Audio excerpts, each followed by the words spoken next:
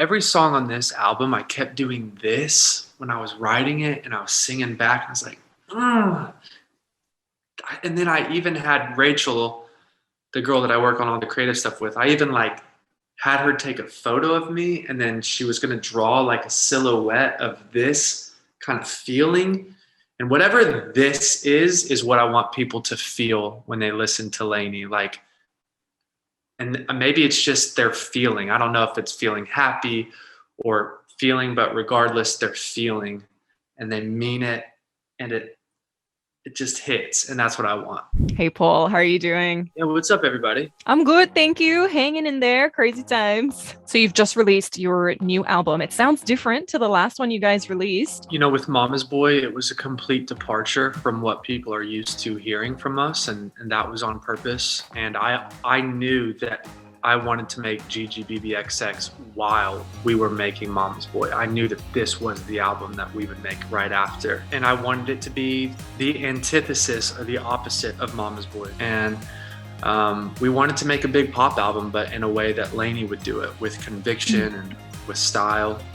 And yeah, we're not a little bedroom pop band anymore. We don't want to be. We want to grow out of that. Paul, you are so talented. You design all of the merch. I hear that you mix the album yourself. This is something that I've barely talked about, but I mixed the entire album myself with Andrew Goldstein, the producer. Most of the time, every artist, almost 100% of the time, makes an album, and then they send it off to a mix engineer, and then that professional mix engineer changes the levels of everything and makes it sound good. And I tried that. We sent it to a guy named Josh Goodwin, who mixes all the Justin Bieber stuff, all the Dua stuff, like all the biggest artists in the world. And he wanted to mix the album so bad, and he's a lovely, lovely guy. And after working on the album for like 4.5 months, when it just didn't feel right, handing it over to somebody else to mix it. And he totally respected that. I called him, I said, Josh, man, like, I just think you're the best, but for whatever reason, I want to mix this album myself. And I did.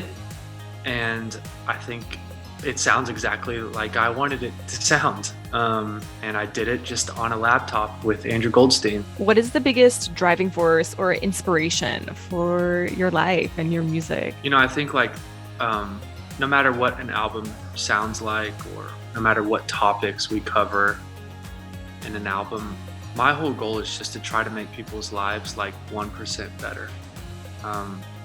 You know, that's all. I feel like my purpose on this planet is to write songs and to make music and to give people that music, and that's why I do it. And the message would be like, we hope you love it. We hope it makes you feel good. We hope that you feel like you're not alone, and that whatever you're going through, that I've gone through it, and we've gone through it, and other people have gone through it, and that you're gonna make it, and that life is a journey, and it's ups and downs and peaks and valleys, and that no matter what, I would love to be able to write a song for the highest of highs and the lowest of lows, and that's really all I care about. So it's been a crazy past couple of years. The whole world pretty much just came to a stop. But would you say that as a band, you guys were more productive because of the pandemic? Yes. You know, most of the time we'd put out an album and then go play 130 shows around the world. And, you know, we didn't have that luxury and that privilege anymore. So, yeah, we're just trying to make the most of the hand that we've been dealt. And I think that's probably what all of you guys are doing right now. What is the biggest highlight of the year for you guys? I guess I just have to say maybe like last weekend. You know, we put out the album. We got to play a small show in LA at the Troubadour, which is near and dear to our hearts. We had our first shows in LA there, and it was cool to go back. And the line was wrapped around the block several times, and that was really encouraging to see that people still cared about us and still wanted to be there. And after a year and a half, and so that was awesome.